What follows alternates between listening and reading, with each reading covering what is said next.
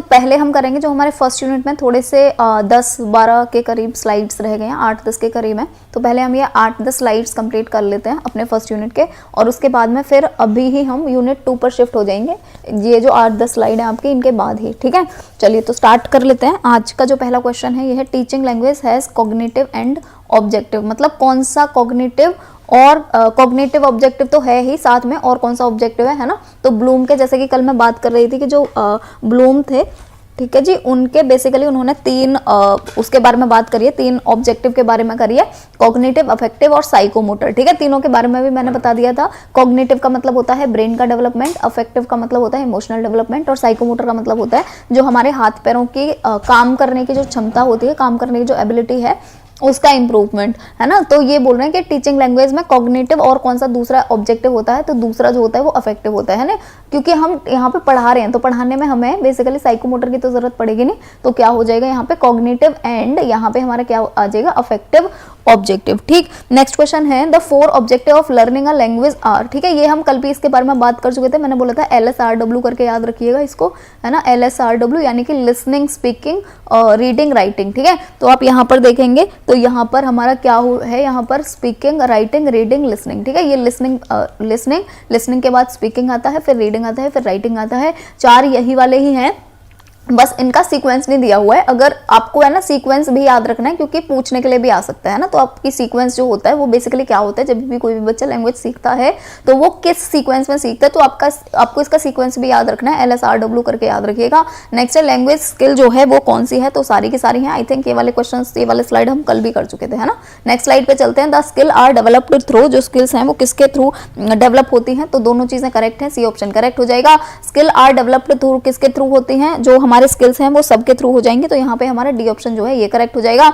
LSRW जो होता है इसका मतलब क्या होता है, तो इसका मतलब होता है ए ऑप्शन हमारा करेक्ट हो जाएगा, यानी लिसनिंग, स्पीकिंग, रीडिंग, राइटिंग। ये अभी मैं थोड़ी देर पहले आपको बता रही थी, ठीक। नेक्स्ट है द 2 रिसेप्टिव लैंग्वेज जो है वो क्या है। हाँ, जो कल मैं आपको बात कर रही थी कि 2 तरह की हमारी लैंग्वेज होती है, उसमें जो मैं एक बोल रही थी कि मैं एक टर्म भूल रही हूँ, वो रिसेप्टिव होता है ना। रिसेप्टिव का मतलब क्या है, हम रिसीव कर रहे हैं, और एक्सप्रेसिव का मतलब क्या होता है, हम एक्सप्रेस कर रहे हैं, दूसरे लोगों को बता रहे हैं, है ना। तो हम रिसीव किसके थ्रू करेंगे, यानी कि दूसरे लोगों से इंफॉर्मेशन जब हम रिसीव कर रहे हैं उसी को ही हम बोलेंगे रिसेप्टिव लैंग्वेज। तो हम किसके थ्रू करेंगे, जब हम किसी की बात सुनेंगे या हम किसी की लिखी हुई चीज को पढ़ेंगे, तो इसको हम बोलते हैं रिसेप्टिव लैंग्वेज, यानी कि जब हम सुन रहे हैं और या फिर जब हम पढ़ रहे हैं, ठीक है। तो इसमें जो रिसेप्टिव है वो कौन सी हो जाएंगे, बी ऑप्शन हमारा करेक्ट हो जाएगा, यानी लिसनिंग एंड रीडिंग। और जो हम अगर हमारा यहाँ पे पूछने के लिए आ जाता है एक्सप्रेसिव कौन सी है, तो एक्सप्रेसिव का मतलब होता है हम जब अपनी बात बता रहे हैं, तो हम अपनी बात बताएंगे कब, किसी को भी कैसे बताएंगे, जब हम उससे बात करेंगे, यानी हम बोलेंगे जब, तो स्पीकिंग हो जाएगा, और दूसरा राइटिंग हो जाएगा। ये वाली जो है ये हमारी है एक्सप्रेसिव, ठीक है।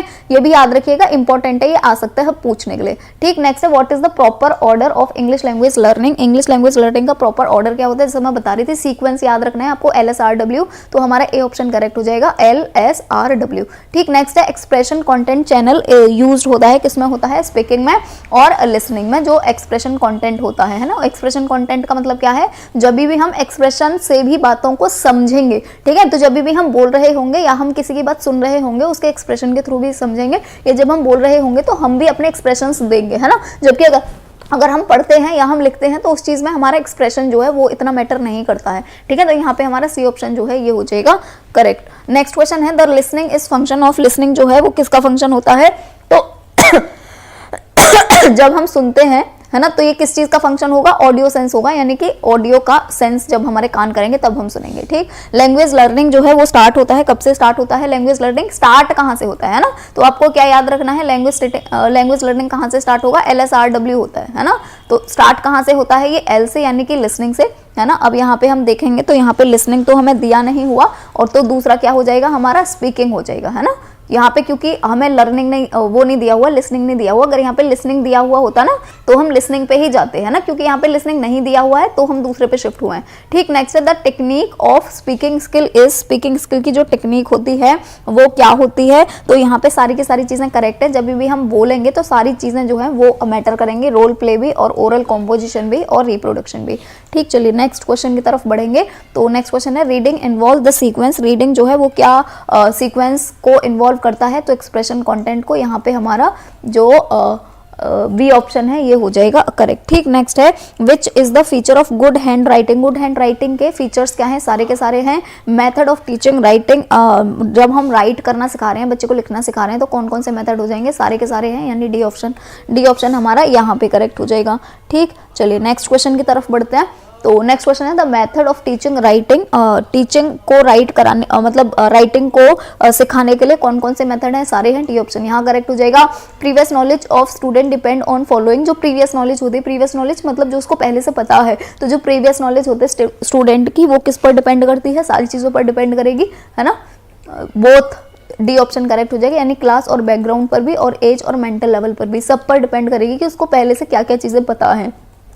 नेक्स्ट है the unit of teaching is in direct method is. Direct method में जो यूनिट होगी टीचिंग की, वो क्या हो जाएगी, सेंटेंस हो जाएगी, क्योंकि जब हम डायरेक्ट मेथड सिखा रहे होते हैं बच्चे को, तो हम पूरा का पूरा सेंटेंस उसको बताते हैं, है ना। चलिए नेक्स्ट है the unit of teaching in grammar translation method is. Grammar translation में क्या हो जाएगी, वर्ड, क्योंकि आपको पता होगा सबसे पहले हम वर्ड से सिखाते हैं, है ना। जब भी हम ट्रांसलेशन मेथड के थ्रू सिखाते हैं, जैसे हमने भी ट्रांसलेशन मेथड के थ्रू ही सीखा है, डायरेक्ट मेथड के थ्रू नहीं सीखा है इंग्लिश, तो हमें क्या करा जाएगा, ट्रांसलेशन मेथड के थ्रू पहले हमें बताए गए थे कि वह का मतलब है ही, है ना, वह अगर लड़की है उसका मतलब है शी, ठीक है, वैसी चीज़ें हमें बताई गई थी कि बेसिकली किताब का मतलब बुक होता है, तो वो चीज़ें हमने पढ़ी है ना, पहले वर्ड लेवल से हमने स्टार्ट किया था, है ना, सेंटेंस से नहीं स्टार्ट किया। जबकि अगर आप देखेंगे जो हमारा डायरेक्ट मेथड होता है, जिसके थ्रू हम अपनी मदर टंग भी सीखते हैं, अपनी जो मातृभाषा है उसको भी सीखते हैं, जैसे बच्चा घर में उसकी भाषा सीख जाता है, तो कैसे सीखता है वो डायरेक्ट मेथड से, यानी कि पूरा का पूरा सेंटेंस हम बच्चे को बोलते हैं, पापा आ गए, ये किस कलर का है, तो पूरा सेंटेंस उसको सिखाते हैं बेसिकली, है ना। चलिए नेक्स्ट है the student take all subject in English medium, they take part in class and school activities with student of age who speak English. This approach is, इसको हम क्या बोलेंगे, इमर्जन बोलेंगे, है ना, कि बच्चे का इमर्जन करा दो उस क्लास में जहाँ पर बहुत सारे जो बच्चे हैं वो इंग्लिश में ही बात करें, तो धीरे धीरे उसको भी आ जाएगा, ठीक है, वो भी इमर्ज कर जाएगी क्लास में। नेक्स्ट है unit test is an expression of evaluation. क्या होगा, यूनिट टेस्ट होगा फॉर्मेटिव, ठीक है। अब देखो यहाँ पे है ना दो टाइप के इवेल्युएशन होते हैं, वो भी मैं यहाँ पे बता देती हूँ क्योंकि इंपॉर्टेंट है, आ सकता है। इवेल्युएशन जो होते हैं उनको हम दो टाइप में डिवाइड करते हैं। सबसे पहले एक को हम बोलते हैं समेटिव, आप पूरा लिख लीजिएगा समेटिव, है ना, समेटिव, और एक दूसरा होता है ये फॉर्मेटिव जो यहाँ पे लिखा हुआ है ना। इन दोनों में बेसिकली डिफरेंस क्या होता है, तो देखो समेटिव का मतलब क्या होता है, जैसे आपके अभी बीएड में एग्जाम हो रहे हैं ना, ये वाले जो आप अभी दे रहे हो फाइनल वाले, ये आपके समेटिव एग्जाम है, यानी कि आपको सेशन के एंड में या फिर आपको बेसिकली ईयर के एंड में जो आपके एग्जाम होते हैं उनको हम समेटिव इवेल्युएशन बोलते हैं। फॉर्मेटिव हम उसको बोलते हैं जो हमारा कंटिन्यूसली क्लास में चलता रहता है, चाहे हमें क्लास टीचर हमें ऑब्जर्व कर रहा है, या तो क्लास टीचर जो है वो हमारे यूनिट टेस्ट वगैरह ले रहे क्लास में ही, है ना, या फिर उसने कोई टॉपिक दे दिया उसका टेस्ट उसने ले लिया, तो ये वाले सारे के सारे इवैल्यूएशंस को हम फॉर्मेटिव इवैल्यूएशन बोलते हैं।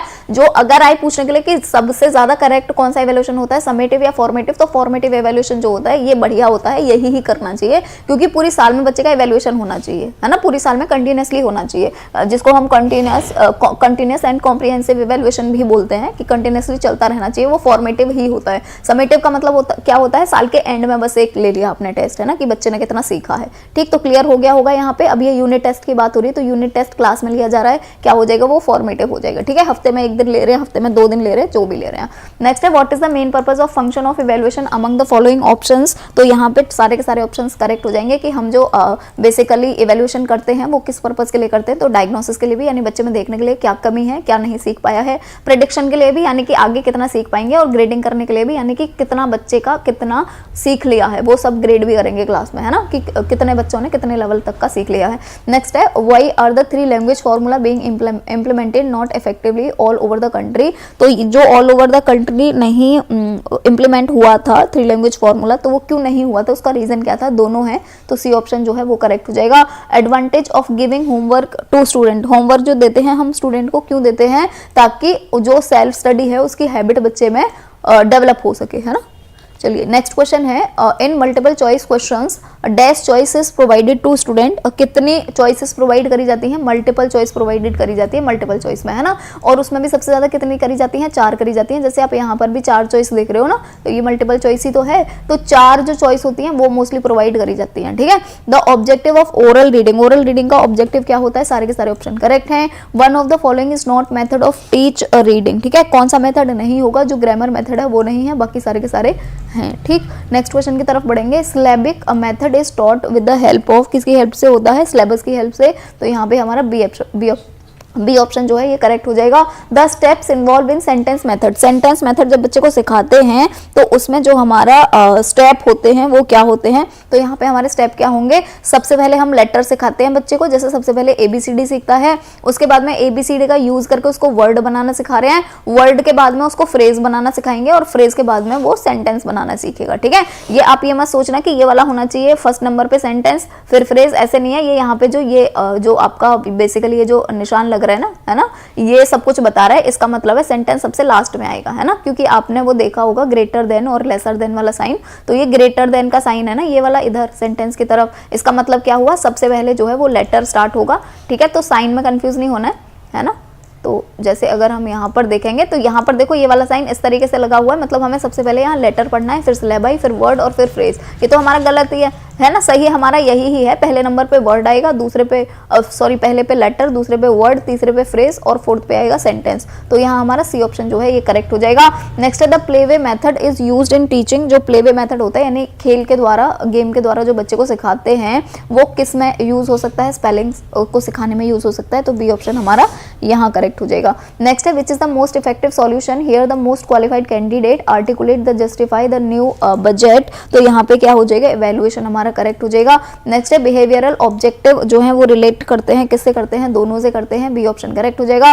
पेडागोजी का मतलब क्या होता है, तो पेडागोजी जो होती है ना बेसिकली शिक्षण शास्त्र जो होता है ना, पेडागोजी का मीनिंग होता है शिक्षण शास्त्र, यानी कि बच्चों को कैसे पढ़ाना है उसका जो साइंस है। ठीक है, तो ये दोनों चीजें होती हैं, इसमें साइंस भी है, इसमें आर्ट भी है, यानी कि बच्चों को सिखाना बेसिकली आर्ट भी है और बच्चों को सिखाना एक साइंस भी है। जैसे आप सारी चीजें पढ़ लो ना, पढ़ रहे हो कि कैसे बच्चों को क्या क्या सिखाना चाहिए, तो ये सारी की सारी साइंस ही तो है, और आप में कितनी कैपेबिलिटी है, आप उन मेथड्स को कैसे यूज कर सकते हो, या आपकी आर्ट के ऊपर डिपेंड करता है। ठीक है, इसीलिए जो पेडागोजी है वो साइंस और आर्ट दोनों चीजें हैं, तो हमारा सी ऑप्शन जो है ये यहाँ पे करेक्ट हो जाएगा। ठीक, नेक्स्ट क्वेश्चन की तरफ बढ़ेंगे। Objective of teaching composition is to enable the student, क्या हो जाएगा इसमें, ऑल ऑफ द अबव हमारा करेक्ट आंसर हो जाएगा। नेक्स्ट है write composition can be written in the form of, कैसे हो सकती है वो, स्टोरीज के फॉर्म में, तो बी ऑप्शन करेक्ट हो जाएगा। How are text book important to teacher, teacher के लिए क्यों इंपॉर्टेंट है, सारी की सारी चीजें जो है वो हमारी यहाँ पर करेक्ट हो जाएंगी। ठीक, नेक्स्ट क्वेश्चन की तरफ बढ़ेंगे।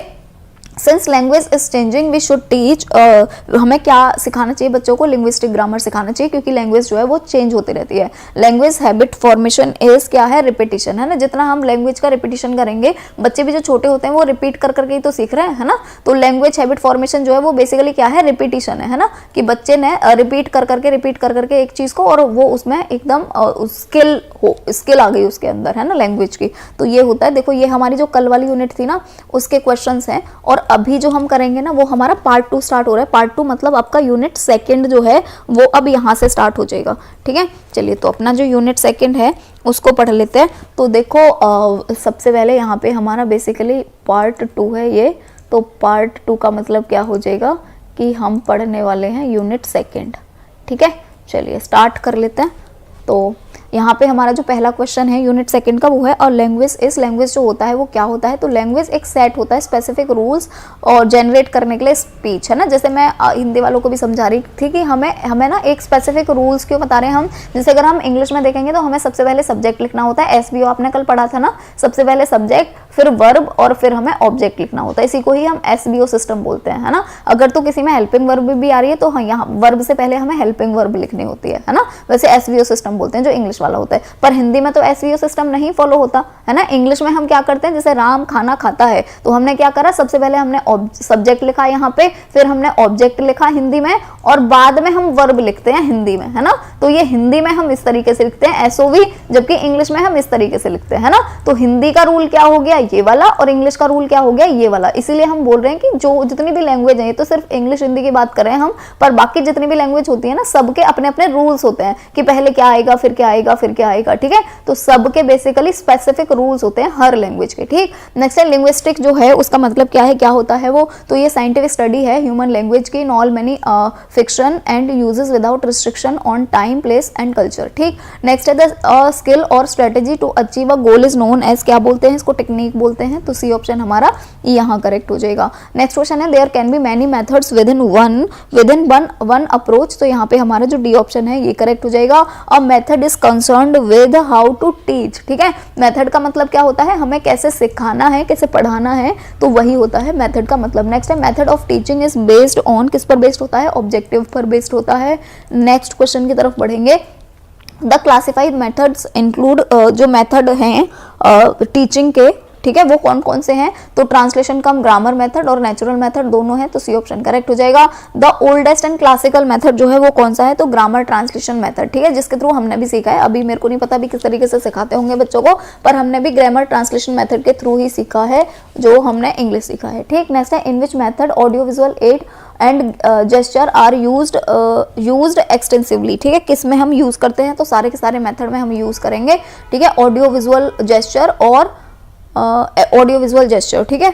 नेक्स्ट है what are features of structural approach to teaching English language, कौन कौन से हो जाएंगे, दोनों हो जाएंगे, तो सी ऑप्शन हमारा यहाँ पे करेक्ट हो जाएगा। Which method of teaching originate in France, France में कौन सा वाला टीचिंग मेथड ओरिजिनेट हुआ था, डायरेक्ट मेथड, तो सी ऑप्शन हमारा यहाँ करेक्ट हो जाएगा। डायरेक्ट मेथड जो होता है इसको हम और क्या बोलते हैं, नेचुरल मेथड भी बोलते हैं, तो ये ऑप्शन हमारा यहाँ करेक्ट हो जाएगा, ठीक है। और डायरेक्ट मेथड या फिर ये जो नेचुरल मेथड है ये कौन सा है, जिसके थ्रू हम मदर टंग सीखते हैं, ठीक है, जो बच्चा है वो अपने घर में जो भी घर की बोलचाल सीख जाता है, 2 साल 2.5 साल का बच्चा, वो किस मेथड के थ्रू सीखता है, डायरेक्ट मेथड के थ्रू, ठीक है, हम उसको सिखा नहीं रहे होते हैं पर वो नेचुरली सीख जाता है, इसीलिए हम उस डायरेक्ट मेथड को नेचुरल मेथड भी बोलते हैं, ठीक। नेक्स्ट है which method is also known as natural method, किसको बोलेंगे हम, नेचुरल मेथड, डायरेक्ट मेथड को बोलेंगे, तो डी ऑप्शन हमारा यहाँ करेक्ट हो जाएगा। The unit of teaching in direct method, direct method में जो यूनिट होगी वो क्या होगी, सेंटेंस, क्योंकि आपने भी देखा होगा जो बच्चा है हम उसको ऐसे नहीं बोलते हैं, हम उसको पूरा सेंटेंस बोलते हैं ना, पानी पीना है इस तरीके से बोलेंगे, अच्छा दूध चाहिए, अच्छा बाहर घूमने जाना है, तो पूरा एक सेंटेंस बोलते हैं ना बच्चे के सामने, तब वो धीरे धीरे पूरा का पूरा सेंटेंस सीख जाता है ना, तो सेंटेंस जो होता है वो यूनिट होता है डायरेक्ट मेथड में। जबकि अगर हम इनडायरेक्ट मेथड की बात करेंगे तो वहां पे वर्ड यूनिट होता है, ठीक है, अगर इनडायरेक्ट मेथड का पूछने के लिए आ जाए तो आपको वर्ड पे जाना है, डायरेक्ट मेथड पूछने के लिए आ जाए तो आपको सेंटेंस पे जाना है। नेक्स्ट है which method is also known as natural method of teaching English as a second language, कौन सा हो जाएगा, नेचुरल मेथड, डायरेक्ट मेथड हो जाएगा, तो डी ऑप्शन यहाँ पे करेक्ट हो जाएगा। नेक्स्ट है the objective of direct method, direct method के ऑब्जेक्टिव क्या होते हैं, to develop a command over the target language, target language मतलब अगर हमें इंग्लिश सीखना है तो इंग्लिश हमारी टारगेट लैंग्वेज हो गई। नेक्स्ट है the characteristic of natural method is, क्या हो जाएंगे, नेचुरल मेथड या डायरेक्ट मेथड एक ही चीज है, आप समझ गए होंगे, तो ये कैरेक्टरिस्टिक नेचुरल या डायरेक्ट मेथड दोनों के हैं, दोनों के नहीं मतलब एक ही मेथड होता है, 2 नाम है उसके, तो सारे के सारे कैरेक्टरिस्टिक हैं, डी ऑप्शन करेक्ट हो जाएगा। Direct method is more suitable for, किसके लिए होता है, प्राइमरी लेवल के लिए, ठीक, तो ए ऑप्शन हमारा यहाँ पे करेक्ट हो जाएगा। नेक्स्ट है the method emerge as a reaction of various demerits of grammar translation method is, ये क्या हो जाएगा, डायरेक्ट मेथड, तो सी ऑप्शन यहाँ करेक्ट हो जाएगा। विच of the following is not the child centred approach, child centred approach कौन सी नहीं है, चाइल्ड सेंटर्ड अप्रोच जो है वो कौन सी नहीं, audiolingual, bilingual, cooperative learning method, direct method, ठीक है, क्योंकि डायरेक्ट मेथड जो है ना उसमें बच्चा अपनी मदर टंग ही सीख पाता है, बाकी जो सेकंड लैंग्वेज है उसको अच्छे से नहीं सीख पाएगा, ठीक। नेक्स्ट है which occupies an important place in direct method, तो यहाँ पे हो जाएगा ऑडियो विजुअल एड जो है वो डायरेक्ट मेथड में बहुत रोल प्ले करते हैं, क्योंकि आपने देखा होगा जो बच्चा है वो भी डायरेक्ट मेथड के थ्रू ही मदर टंग सीख रहा है, और वो कैसे सीख रहा है, बेसिकली देख रहा है लोगों को बात करते हुए और सुन रहा है, ठीक है, तो ऑडियो विजुअल एड्स जो है वो सबसे ज्यादा इंपॉर्टेंट होंगे डायरेक्ट मेथड में। यूनिट और of speech of indirect method, तो जैसे मैं बता रही थी कि जो इनडायरेक्ट मेथड है उसकी यूनिट क्या हो जाएगी, वर्ड हो जाएगी, तो यहाँ पे हमारा बी ऑप्शन जो है ये करेक्ट हो जाएगा। Structural approach is also known as, 1 second,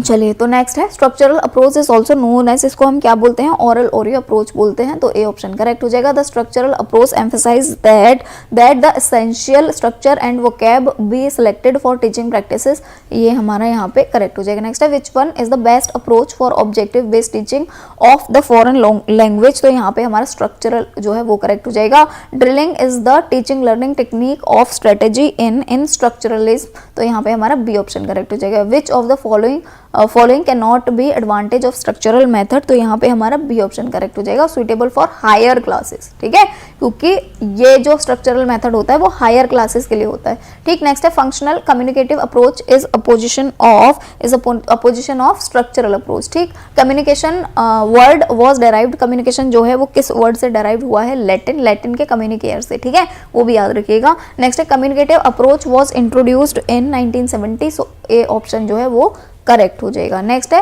who propagated the communicated approach, किसने प्रोपोगेट किया था, हाइम्स ने, तो यहाँ पे हमारा ए ऑप्शन करेक्ट हो जाएगा। Communicative language teaching replaced basically structural teaching, पहले स्ट्रक्चरल टीचिंग पढ़ाई जाती थी पर अभी कम्युनिकेटिव लैंग्वेज टीचिंग मेथड जो है वो स्पेसिफिकली पढ़ाया जाता है ना, स्ट्रक्चरल टीचिंग जो है उसको रिप्लेस कर दिया है कम्युनिकेटिव लैंग्वेज टीचिंग ने। नेक्स्ट है communicative language teaching replaced basically किसको करा है, स्ट्रक्चरल लैंग्वेज टीचिंग को, है ना। नेक्स्ट क्वेश्चन की तरफ बढ़ेंगे तो इन कम्युनिकेटिव अप्रोच इंग्लिश जो है वो सिखाई जाती है, कैसे सिखाई जाती है, सुन सुन करके, तो डी ऑप्शन करेक्ट हो जाएगा। कम्युनिकेटिव अप्रोच जो है वो क्या है, तो वो सब्जेक्ट सेंटर्ड है। कम्युनिकेटिव अप्रोच जो है वो क्या है, फंक्शन बेस्ड है, टास्क बेस्ड है, लर्नर सेंटर्ड है, डी ऑप्शन हमारा यहाँ पे करेक्ट हो जाएगा। ठीक, नेक्स्ट है which of these is the goal of communicative approach, इसका गोल क्या है, सारे के सारे हैं, डी ऑप्शन करेक्ट हो जाएगा। Which is principle of communicative methodology, all जो है वो करेक्ट हो जाएंगे। द कम्युनिकेटिव अप्रोच जो है वो बेस करती है, किस पर बेस्ड होती है, तो the idea that learning language successfully comes through having a communicative real meaning, तो यहाँ पे हमारा बी ऑप्शन जो है वो करेक्ट हो जाएगा।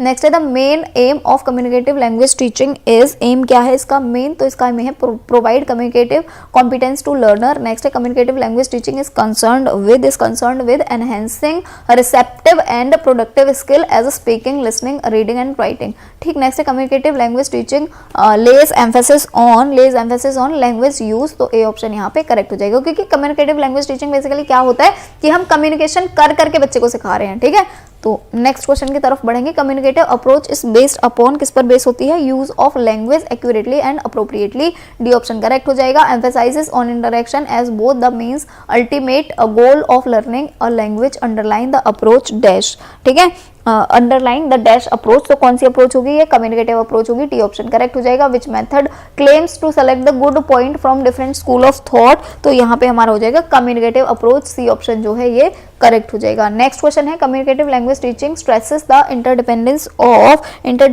Of language and communication. ठीक है, क्योंकि इन पर ही ये दोनों की दोनों चीजें हैं, लैंग्वेज और कम्युनिकेशन एक दूसरे पर डिपेंड करती हैं। आप कितना ही इंग्लिश सीख लो, अगर आपने उसको बोला नहीं है ना, अगर बोलने की प्रैक्टिस नहीं करी तो आपने कितना ही सीखा हुआ है नोटबुक पे, पर अगर आपने बोलने की प्रैक्टिस नहीं करी तो सब बेकार। ठीक, नेक्स्ट है what is the role of student in communicative language teaching, क्या रोल होता है स्टूडेंट का, तो स्पीकर का और नेगोशिएटर का, बी ऑप्शन करेक्ट हो जाएगा। The communicative approach lays emphasis on practical aspect, तो यहाँ पे हमारा सी ऑप्शन हो जाएगा करेक्ट। नेक्स्ट क्वेश्चन है which of the following method of teaching language emphasis on translating the sentence correctly, तो यहाँ पे हमारा बी ऑप्शन करेक्ट हो जाएगा। Grammar translation method, in what century was grammar translation method जो है वो फॉर्म हुआ था, तो ये 15th सेंचुरी में हुआ था ये वाला method. What is the another name of grammar translation method, का दूसरा नाम क्या है, क्लासिकल मेथड, तो डी ऑप्शन जो है ये करेक्ट हो जाएगा, है ना, इसीलिए इसको हम वो भी बोलते हैं, क्या बोलते हैं इसको, क्लासिकल मेथड भी बोलते हैं, है ना। Next unit of teaching grammar translation method की जो यूनिट है वो क्या है, तो वर्ड जो है वो इसकी यूनिट हो जाएगी। नेक्स्ट है ग्रामर ट्रांसलेशन मेथड जो है वो स्ट्रेस करता है किस पर, एक्यूरेसी पर, ए ऑप्शन करेक्ट हो जाएगा। द ग्रामर ट्रांसलेशन मेथड, है ना, क्योंकि देखो यहाँ पे ट्रांसलेशन मेथड है, हमें कॉपी पे ट्रांसलेट कर करके सीखना है, तो फ्लुएंसी का तो यहाँ पे रोल ही नहीं है ना। फ्लुएंसी किस में आएगी, कम्युनिकेटिव अप्रोच में, क्योंकि वहां पर हमारी फ्लुएंसी जो है वो इंपॉर्टेंट है। ठीक है, एक्यूरेसी जो है वो ग्रामर ट्रांसलेशन की है, क्योंकि यहाँ पर एक्यूरेटली आपने लिखा विखा होना चाहिए। ठीक, चलिए नेक्स्ट क्वेश्चन है द ग्रामर ट्रांसलेशन मेथड जो है वो फोकस करता है सभी पर, तो डी ऑप्शन हमारा यहाँ पर करेक्ट हो जाएगा। नेक्स्ट है the grammar translation method places a focus on, grammar translation की बात हो रही है ना, तो memorisation of vocab and grammar and translation of text. ठीक है, ये सारी की सारी चीजों को हमें याद करना पड़ता है, क्योंकि आपने भी देखा होगा हम सारी चीजें याद करते हैं ना, प्रेजेंट इंडेफिनिट में क्या आएगा, प्रेजेंट कंटिन्यूअस में क्या आएगा, तो वो सारी की सारी चीजें ग्रामर ट्रांसलेशन मेथड ही तो है। नेक्स्ट है द ग्रामर ट्रांसलेशन मेथड जो होता है वो उसमें एक मेजर फोकस होता है रीडिंग और राइटिंग पर। ठीक है, आपने देखा ही होगा पढ़ने पर और लिखने पर ही तो फोकस होता है, हमने भी तो ऐसे ही सीखा है। नेक्स्ट है द ग्रामर ट्रांसलेशन मेथड जो है वो नहीं है, क्या नहीं है, enhance a student communicative skill नहीं डेवलप करता है, इसलिए आपने देखा होगा हमारे यहाँ पर, है ना, हमारे यूपी में भी लोग लिख लेंगे अच्छे से, ट्रांसलेट कर लेंगे अच्छे से, इतना बड़ा एक हिंदी का पैरा दे दो उसको ट्रांसलेट कर लेंगे बहुत अच्छे से, पर उसको बोल नहीं पाएंगे फ्लुएंटली, है ना। फ्लुएंटली कब बोल पाएंगे, जब कम्युनिकेटिव अप्रोच जो है उसको फॉलो करेंगे। नेक्स्ट है grammar translation method is basically used to teach classical language, तो डी ऑप्शन करेक्ट हो जाएगा। Grammar cum translation method is used in teaching second language. ठीक, नेक्स्ट है which is the oldest classical method of teaching English, तो grammar translation method, जैसे मैंने बोला था, इसी को ही हम क्लासिकल मेथड भी बोलते हैं क्योंकि सबसे ज़्यादा पुराना यही ही मेथड होता है। Which two elements are not associated with grammar translation method में कौन से दो एलिमेंट एसोसिएटेड नहीं होते हैं, है ना। तो ग्रामर ट्रांसलेशन में देखो हमें क्या करना है, हमें टीचर हिंदी में दे देगा, हमें उसको इंग्लिश में ट्रांसलेट करना है बस, है ना। तो ना तो हमारी फ्लुएंसी आएगी और ना ही हमारा कम्युनिकेशन इंक्रीज हो पाएगा या एनहेंस हो पाएगा इंग्लिश में बोलने में, है ना। तो बी ऑप्शन करेक्ट हो जाएगा। नेक्स्ट है how is grammar taught in translation come grammar method, यहाँ पर जो ग्रामर है वो कैसे सिखाई जाती है, नेचुरल मेथड से। तो सी ऑप्शन जो है वो करेक्ट हो जाएगा। नेक्स्ट है what is the base of grammar translation method, का बेस क्या है, टेक्स्ट बुक है, ये आपको भी पता है, हमने भी टेक्स्ट बुक के थ्रू ही पढ़ी है ना। अच्छी खासी एक 9th में बुक होती थी, है ना, ग्रामर करके, है ना, पता नहीं कुछ करके होता था, ग्रामर लिखा हुआ होता था और पता नहीं बेसिक ग्रामर या ऐसे करके हमारी बुक हुआ करती थी।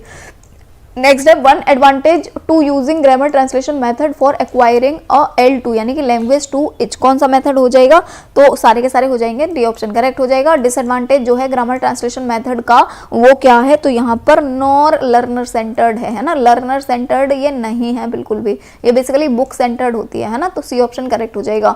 विच method help to develop skill in grammar, reading, vocab और ट्रांसलेशन, ये सारी की सारी चीजें जो हैं इनकी स्किल को डेवलप करने में बढ़िया मेथड कौन सा होता है, ग्रामर ट्रांसलेशन मेथड, है ना, क्योंकि हमें यहाँ पे ग्रामर आ जाती है, पढ़ना आ जाता है, वोकेबुलरी हमारी एनहेंस हो जाती है, ट्रांसलेशन हमारा एनहेंस हो जाता है। एनहेंस क्या नहीं होता है, स्पीकिंग, कम्युनिकेशन, वो एनहेंस नहीं होते हैं क्योंकि हम उनकी प्रैक्टिस नहीं कर रहे हैं, हम इन चीज़ों की प्रैक्टिस कर रहे होते हैं, तो हमारी ये चीज़ें बहुत अच्छी हो जाती हैं। ठीक, नेक्स्ट है what type of classroom activities would a teacher use in classroom if they were instructing according to the grammar translation method, तो यहाँ पे सारे ऑप्शन करेक्ट है, डी ऑप्शन करेक्ट हो जाएगा। In a classroom uses grammar translation method student are instructed in native language, है ना, क्योंकि आपको पता ही है ग्रामर हमें बेसिकली इंग्लिश वाली क्लास होती थी, पर हमें जो इंस्ट्रक्शंस मिल रहे होते थे वो हमें हिंदी में ही मिल रहे होते थे, टीचर हमें बताती थी, है ना, कि पढ़ा रही होती थी कि ये हमको सेंटेंस जो है वो ऐसे करके ऐसे बनाना है, तो वो हमें हिंदी में ही इंस्ट्रक्ट कर रही होती थी, यानी नेटिव लैंग्वेज में।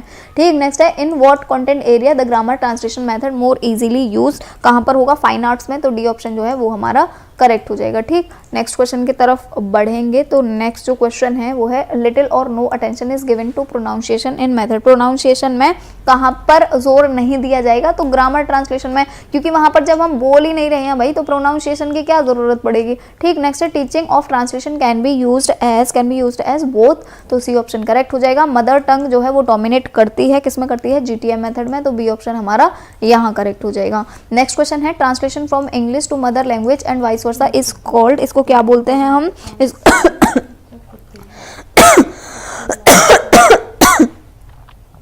ठीक है, 1 सेकेंड,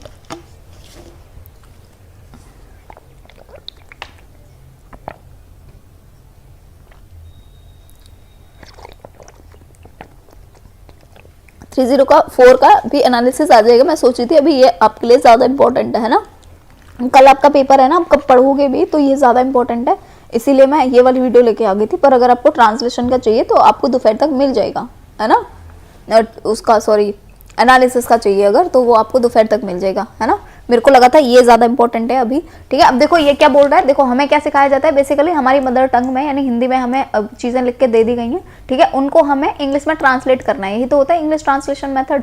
ठीक है, अब ये क्या बोल रहे हैं कि हमें इंग्लिश में चीज दी हुई है, हमें उसको हिंदी में कन्वर्ट करना है ना, यानी हमें अपनी मदर टंग में कन्वर्ट करना है उसको, तो हम क्या करेंगे, ये रीट्रांसलेशन करेंगे। रीट्रांसलेशन मतलब दोबारा से ट्रांसलेशन, जैसे हमने हिंदी को इंग्लिश में बनाया, फिर टीचर ने क्या करा, इंग्लिश में चीजें लिख दी और हमको बोला कि इन इंग्लिश वाली चीजों को हिंदी में कन्वर्ट करो, तो इसको क्या बोलेंगे, रीट्रांसलेशन, यानी कि दोबारा से ट्रांसलेशन करने के लिए बोल रही है। ठीक, नेक्स्ट है which of the following is oldest method of teaching English, कौन सा है ट्रांसलेशन कम ग्रामर मेथड, तो यहाँ पे हमारा बी ऑप्शन करेक्ट हो जाएगा। Situation language teaching is also known as, इसको बोलते हैं ओरल अप्रोच। ठीक है, सिचुएशन लैंग्वेज टीचिंग क्या होता है, बेसिकली बच्चे को एक सिचुएशन में डाल दो, है ना, कि आज तुम्हें क्लास में इंग्लिश ही बोलना है। ठीक है, अब क्या करेगा जो बच्चा है वो, अगर टीचर से उसको कुछ भी पूछना है या उसको इवन वॉशरूम भी जाना है, तो टीचर ने बोल दिया कि आपको हिंदी में बात ही नहीं करनी है ना, अभी वो क्या करेगा, अपने दिमाग में लाएगा कि मुझे वॉशरूम जाना है तो मेरे को कैसे बोलना है ना। धीरे धीरे 2-4 दिन उसको टाइम लगेगा हर चीज में, लेकिन वो उसके बाद में ना सिचुएशन जो भी आएगी उसके अकॉर्डिंग वो सेंटेंस बनाना सीख जाएगा। इसको हम बोलते हैं सिचुएशनल लैंग्वेज टीचिंग। ठीक है, और सिचुएशनल लैंग्वेज टीचिंग को हम और क्या बोलते हैं, ओरल अप्रोच बोलते हैं, तो ए ऑप्शन हमारा यहाँ पे करेक्ट हो जाएगा। नेक्स्ट है the situation approach of language teaching tries to teach English in same manner as the child learn first language, है ना, क्योंकि फर्स्ट लैंग्वेज भी तो वो ऐसे सीखता है, बच्चे को कुछ चाहिए तो स्टार्टिंग में तो उसको पता नहीं होता कैसे बोलूं मैं, अगर उसको इवन दूध भी चाहिए, भूख भी लगी हुई है बच्चे को, है ना, 1 साल का है, तो स्टार्टिंग में उसे पता नहीं होता कि मेरे को दूध बोलना है ना, फिर धीरे धीरे उसको पता चल जाता है, जैसे जैसे सिचुएशन आती है कि अच्छा मुझे जब भूख लगे तो मेरे को दूध बोलना है मम्मी को, है ना, मेरे को बाहर जाना है तो मेरे को ये बोलना पड़ेगा कि बाहर जाना है, यही तो होता है सिचुएशनल लर्निंग, है ना। नेक्स्ट है in the situational approach teacher क्या ट्राई करता है, तो टीचर ट्राई करता है क्रिएट करने के लिए life like situation in the classroom for teaching a language item. Next है to create situation in a situational approach the teacher may use following technique, कौन सी टेक्निक को यूज कर सकता है, सारी की सारी टेक्निक को, यानी क्वेश्चन पूछ सकता है इंग्लिश में और बोलेगा इसका इंग्लिश में ही आंसर दो, पिक्चर्स यूज कर सकता है और बोलेगा ये जो पिक्चर बनी हुई है इसमें जो जो भी चीजें हैं उनको बताओ इंग्लिश में, है ना, और ब्लैक बोर्ड को भी यूज कर सकता है, ब्लैक बोर्ड पे उसने कुछ बना दिया है और फिर पूछेगा बच्चे से कि इंग्लिश में इन सबके आंसर्स दो, ठीक। नेक्स्ट क्वेश्चन की तरफ बढ़ेंगे। बाइलिंगुअल मैन जो है वो जानता है, क्या जानता है, बाइलिंगुअल का मतलब क्या है, 2 लैंग्वेज, मल्टीलिंगुअल का मतलब क्या है, 2 से ज्यादा लैंग्वेज, ठीक। तो बाइलिंगुअल का मतलब क्या हो जाएगा, बाई का मतलब होता है बेसिकली 2 और लिंगुअल का मतलब होता है लैंग्वेज, तो 2 लैंग्वेज, ठीक। बी ऑप्शन करेक्ट हो जाएगा। वो डेवलप बाइलिंगुअल मेथड को बनाया था डेडसन ने, तो यहाँ पे हमारा बी ऑप्शन जो है वो करेक्ट हो जाएगा। नेक्स्ट है bilingual method is an dash method teaching English, कौन सा मेथड होता है, ये इंप्रूव्ड मेथड है, तो ए ऑप्शन हमारा यहाँ करेक्ट हो जाएगा। नेक्स्ट क्वेश्चन की तरफ बढ़ेंगे, तो नेक्स्ट क्वेश्चन है audio lingual approach is directly based on behaviourist theory, तो ए ऑप्शन करेक्ट हो जाएगा। आर्मी मेथड जो है उसको हम क्या बोलते हैं, इसको ऑडियो लिंगुअल मेथड बोलते हैं, सी ऑप्शन करेक्ट हो जाएगा। Use of audio visual aid and physical activities in teaching, ये यूटिलाइज करती है मैक्सिमम नंबर सेंसेस का और एनहेंस करती है लर्निंग, तो बी ऑप्शन हमारा यहाँ पे सी ऑप्शन जो है ये हमारा यहाँ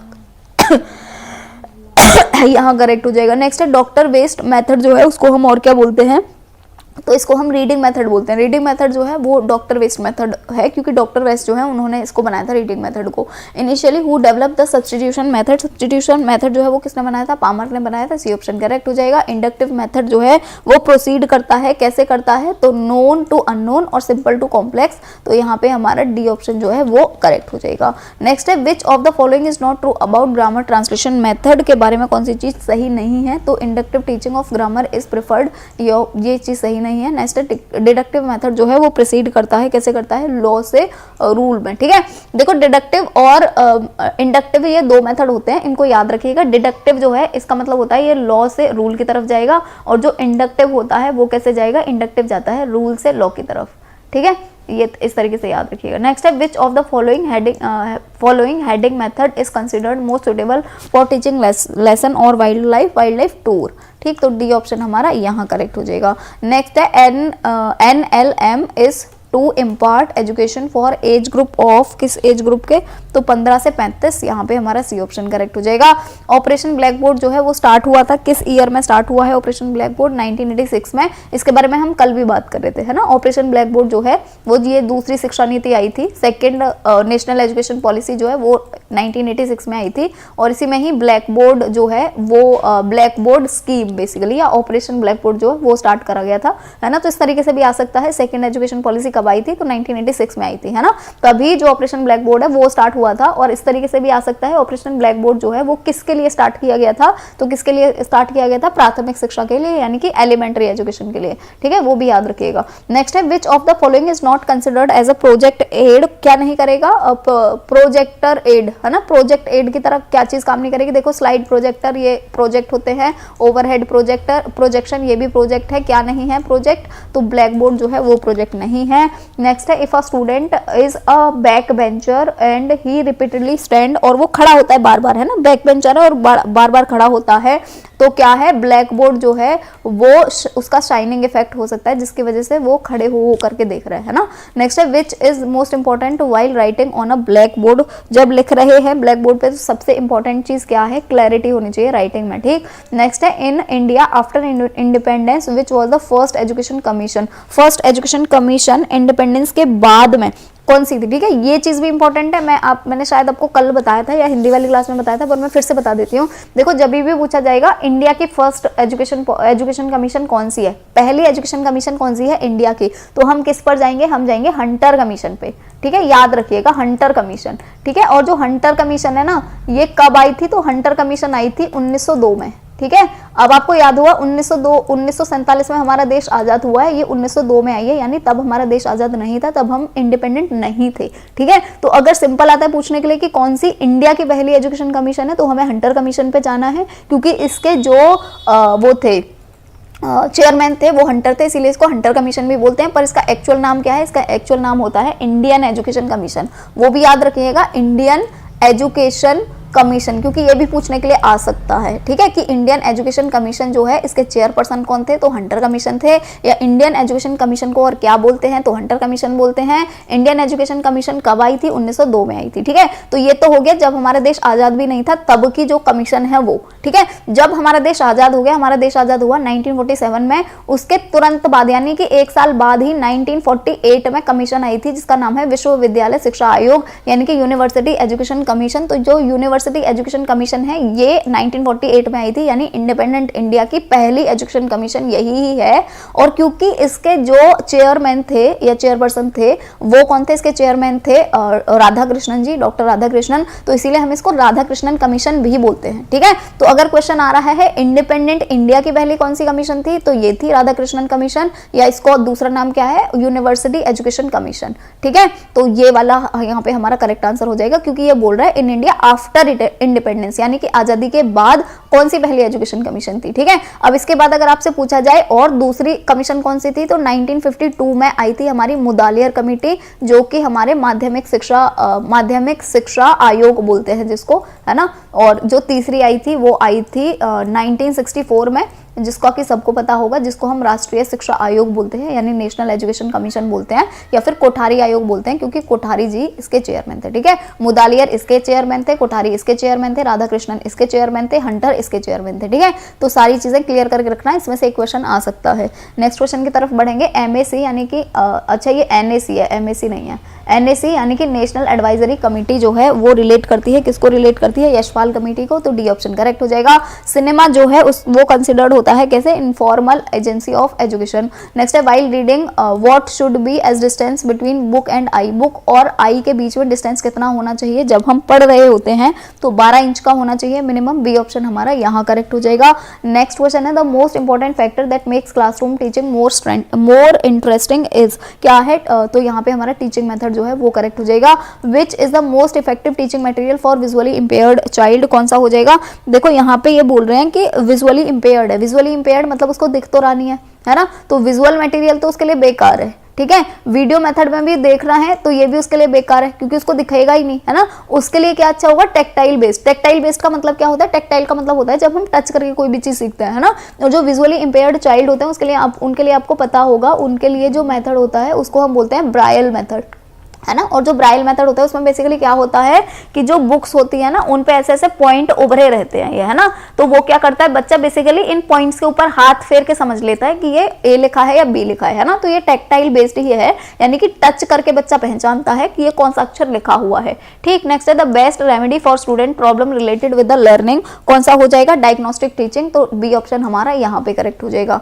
नेक्स्ट क्वेश्चन की तरफ बढ़ेंगे। नेक्स्ट क्वेश्चन है structural approach gives more importance to, किसको देती है ज्यादा इंपॉर्टेंस, स्पीच को, तो सी ऑप्शन यहाँ करेक्ट हो जाएगा। स्ट्रक्चरल अप्रोच जो है वो ले स्ट्रेस ऑन, किस पर ले स्ट्रेस ऑन, ठीक है, किस पर स्ट्रेस डालती है, यानी किस पर बेसिकली फोकस करती है, तो ये फोकस करती है सेलेक्ट और gradation of material, B option correct हो जाएगा। फ्रेज जो होता है ये क्या होता है, तो फ्रेज जो होता है वो not qualified as a sentence, ठीक है, सेंटेंस नहीं होता है जो फ्रेज होता है वो बेसिकली, है ना। फ्रेज जो है उसके बाद में सेंटेंस बनता है। नेक्स्ट है which is considered the most effective means of attaining knowledge and understanding by the student, तो यहाँ पे हमारा हो जाएगा बुक्स जो है वो करेक्ट हो जाएगा। नेक्स्ट जो क्वेश्चन है वो है what do you think the best tool for motivating student, अगर मोटिवेट करना है स्टूडेंट को तो सबसे बढ़िया क्या रहेगा, तो मेक लेसन मोर इंटरेस्टिंग, है ना। आप जितना ज्यादा इंटरेस्टिंग बनाओगे अपने पढ़ाने के तरीके को या अपने जो भी आपको टॉपिक पढ़ाने उस टॉपिक को, उतना ही बच्चे इंटरेस्ट के साथ पढ़ेंगे और उतना ही जल्दी वो सीख पाएंगे। नेक्स्ट है a diagram speaks more than 1000 word, the statement means the teacher should, ये शायद कल कल भी आया था और मैं कल भी बता रही थी कि बेसिकली जो टीचर है उसको क्या करना चाहिए, टीचिंग एड जो है उनको यूज करना चाहिए। ठीक, चलिए नेक्स्ट क्वेश्चन की तरफ बढ़ेंगे, यानी ऑडियो विजुअल एड जो होते हैं उनको यूज करना चाहिए। नेक्स्ट है remedial teaching refers the teaching. Remedial का मतलब क्या होता है, to address gaps in the learning, यानी कि बच्चे को बेसिकली क्या नहीं आ रहा है उसको पता लगाना है हमें रेमेडियल टीचिंग में।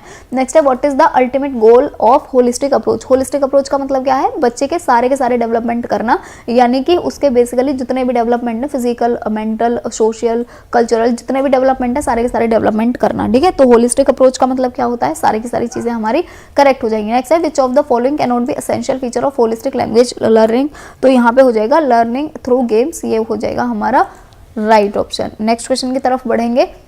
The errors of student indicate, errors जो होते हैं वो क्या इंडिकेट करते हैं, रेमेडियल स्ट्रेटेजीज जो है उनकी जरूरत है अभी, है ना। एरर्स का मतलब अगर बच्चे जो है वो गलती कर रहे हैं तो क्यों कर रहे हैं हमें उसका पता लगाना है ना, और पता लगाने को ही हम बोलते हैं रेमेडियल टीचिंग। ठीक है, तो सी ऑप्शन करेक्ट हो जाएगा। नेक्स्ट है advantage of giving homework to student, क्या होता है जिससे कि जो उनकी सेल्फ स्टडी की हैबिट है वो डेवलप हो सके, तो डी ऑप्शन करेक्ट हो जाएगा। This is an instructional material for teacher, क्या हो जाएगा, सप्लीमेंट्री मटेरियल, तो ए ऑप्शन हमारा यहाँ करेक्ट हो जाएगा। नेक्स्ट क्वेश्चन है a teacher uses a report from newspaper to teach writing, the material use thus from teaching is refer to as realistic material. ठीक है, तो यहाँ पे हमारा हो जाएगा एक्सटर्नल मटेरियल करेक्ट ऑप्शन, ये रियलिस्टिक मटेरियल नहीं होगा, यहाँ पे हमारा जो एक्सटर्नल मटेरियल है ये करेक्ट हो जाएगा, एक्सटर्नल मटेरियल बोलते हैं उसको। ठीक है, क्योंकि वो न्यूज़पेपर को यूज कर रहे हैं ना पढ़ाने के लिए, है ना, तो जो न्यूज़पेपर है वो एक्सटर्नल मटेरियल है। नेक्स्ट है in a simple substitution table the variables जो है वो क्या हो जाएंगे, इंटरचेंज नहीं हो पाएंगे, तो बी ऑप्शन करेक्ट हो जाएगा। क्वालिटी जो है गुड साइंस टेक्स्ट बुक की वो क्या हो जाएगी, तो यहाँ पे लेटेस्ट इन्फॉर्मेशन जो है वो होनी चाहिए, क्योंकि साइंस में आपको पता ही है एक दिन में कम से कम 100 नहीं 1000 चीजें जो है वो नई इंट्रोड्यूस होती हैं, है ना, दुनिया में। तो हमें क्या करना है, बेसिकली लेटेस्ट जो चीजें हैं वो उनको इंटरचेंज करते रहना चाहिए। ठीक, नेक्स्ट है method of teaching are based on, किस पर बेस्ड होते हैं, साइकोलॉजिकल प्रिंसिपल पर, तो ए ऑप्शन करेक्ट हो जाएगा। The mechanism of breathing in class 8th should be explained bye teacher in effective way by using, किस चीज को यूज करके, इम्प्रोवाइज्ड एपरेटस को, तो सी ऑप्शन यहाँ करेक्ट हो जाएगा। In which approach the medium of classroom instruction is second language, तो यहाँ पे हमारा लैंग्वेज इमर्जन हो जाएगा, बी ऑप्शन जो है वो करेक्ट हो जाएगा, है ना। जैसे कि एक बच्चा है हिंदी मीडियम से सोचो इंग्लिश मीडियम में गया है, तो उसके जो इंग्लिश मीडियम वाला स्कूल है जिसमें उसका भी अभी एडमिशन हुआ है, वहाँ पे सारे के सारे बच्चे इंग्लिश में ही बात कर रहे हैं, उसको आप वहाँ पे छोड़ दोगे ना तो वो भी इमर्ज हो जाएगा थोड़ी देर में, उसी को ही हम इमर्जन बोलते हैं। ठीक, नेक्स्ट है instructional aid are used by teacher to clarify the concept, तो यहाँ पे हमारा बी ऑप्शन करेक्ट हो जाएगा। The steps of evaluation approach are, यहाँ पे हमारे सारे ऑप्शन करेक्ट हो जाएंगे।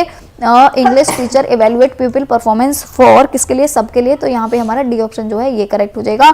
नेक्स्ट क्वेश्चन की तरफ बढ़ेंगे, तो method is a means to an end, तो यहाँ पे हमारा बी ऑप्शन करेक्ट हो जाएगा। वर्बल कम्युनिकेशन जो होता है इसका मतलब क्या होता है, देखो वर्बल का मतलब होता है जहाँ पे हम वर्ड्स यूज करें, ठीक है, जहाँ पर हम वर्ड्स यूज करें उसी को ही हम बोलते हैं वर्बल कम्युनिकेशन। ठीक है, जहाँ पर हम वर्ड्स नहीं यूज करते हैं उसको हम बोलते हैं नॉन वर्बल। जैसे हम इशारों से समझाते हैं ना किसी को, वहाँ पे हम वर्ड्स ही नहीं यूज करें तो उसको हम नॉन वर्बल बोलेंगे, और जहाँ पर हम वर्ड यूज करेंगे उसको वर्बल बोलेंगे। और जो वर्बल होता है ना ये भी दो तरह का होता है। एक कौन सा होता है, तो एक होता है जिसमें हम बोलते हैं यानी कि ओरल, और एक होता है जिसमें हम लिख करके बताएं किसी को यानी कि रिटन। ठीक है, तो ये भी फिर से दो तरह का होता है जो हमारा वर्बल होता है। ठीक, तो वर्बल कम्युनिकेशन जो है इसका मतलब क्या होता है, तो यहाँ पर क्या है, वर्ड्स आपको जहां भी दिख जाए, ठीक है, वर्ड्स इंक्लूडेड राइटिंग, यानी कि राइटिंग हो चाहे बोलना हो, कुछ भी हो जिसमें भी वर्ड यूज हो रहे हैं वो होगा वर्बल कम्युनिकेशन।